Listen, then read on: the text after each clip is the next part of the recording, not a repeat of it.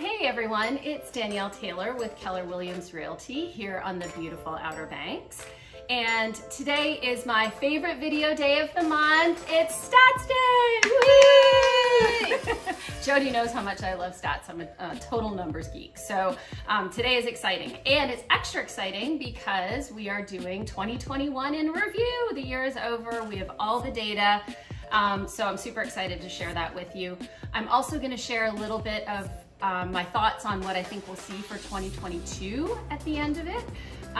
So let's dive in. Remember, all this information comes from the Outer Banks Association of Realtors, and that is for data through December 31st, 2021. And if you want to get this information, the full version, go ahead, click the link below. That'll show you the full report because we're just hitting the highlights. And also, if you want to make sure you get it monthly, there's Bodie the beach cat. If you want to make sure you get it monthly and don't have to wait for these great videos, I know they're great, but I know you might want it faster. So go ahead and subscribe to the newsletter. That way you'll get it right away. Okay, all that said, let's go ahead and dive in. Residential, can't speak, sales units ended the year up 9.4% over 2020. So we ended up 9.4%. Month over month, though, the sales units were down 24%. So we've been seeing that trend happen, and we talk about it a bit later when we talk about inventory, but our visitor is back. Hello.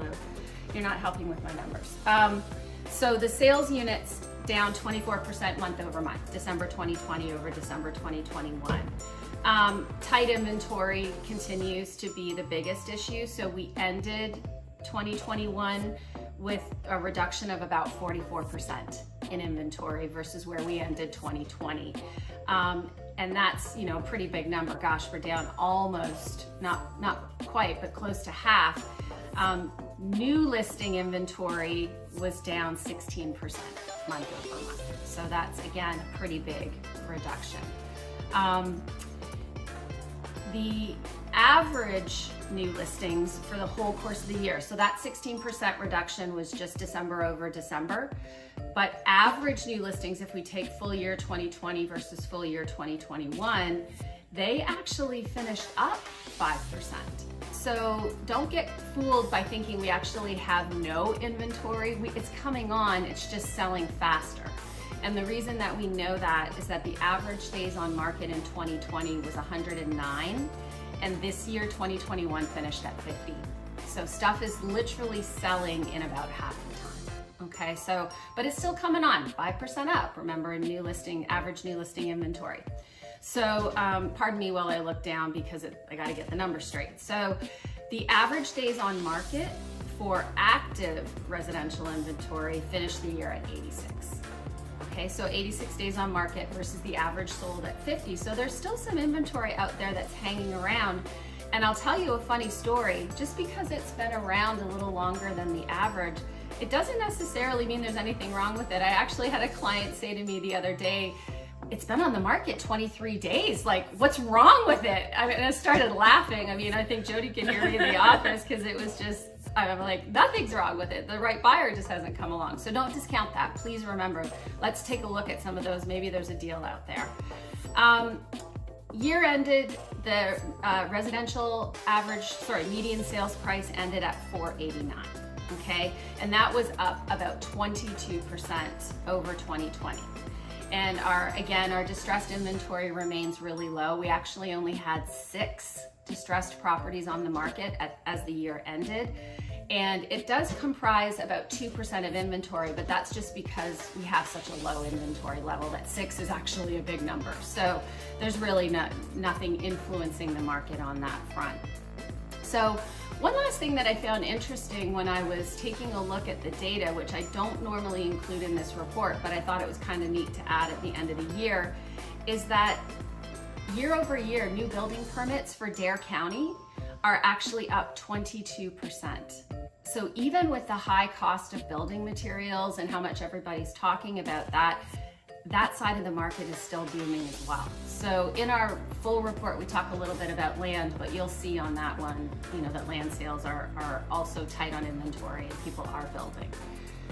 So to sum all this up, I think the best thing that I could do is talk to you a little bit about what I think might happen in 2022. We don't see any major reasons that there's going to be a dramatic change in pricing in our market. However, we do know that the inflation rate is sitting at about 7%, and that the Feds typically, when that happens, will increase interest rates in order to combat some of that. They've already told us that they're probably going to be about 4 interest rate increases over the course of the year. And so when that happens, typically we do see a bit of a softening. You know, your buying power reduces as your interest rate goes up. So that could lead to a slight softening, but unless our inventory levels become more in line or more even, there just aren't a lot of factors that, you know, indicate a huge softening in price. But we could see some softening in activity. So having said all of that, again, I can't say it enough, if you want to buy in 2022, do it now. Let's get you in before these interest rates start going up. The second home loan rates for conforming loans are already increasing, starting really in the next week. And we don't know what's going to happen with the interest rates from the Fed, so that's going to trickle up. So let's get you in and get going. I've had a lot of buyers lately tell me that they're just going to wait until prices come down. Guys, we're not predicting that. We're not seeing indications of that. In fact, you may find yourself in a situation where you're actually paying more because of the interest rate changes. So let's pay attention to that. Sellers, you know, it's tricky to predict. I can't tell you what the top is, but if you're holding out waiting to find the top, remember, we only know it was the top when it's happened and we go, oh, there it was, there's the top. So if you're thinking of selling, this really is a great time to capitalize.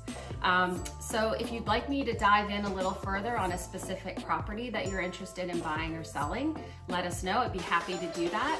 And remember that having a baseline value for your property is always a good idea. There's a lot of reasons to know your value other than just selling. You want to make sure you've got enough insurance. You might want to refinance and pull some equity out for projects, home improvement, college tuition, whatever, not just selling. So make sure you always have a good handle on your baseline. We'd be happy to provide it. So thanks so much for listening, and we'll see you next week. Be sure to subscribe. Thanks, Jody.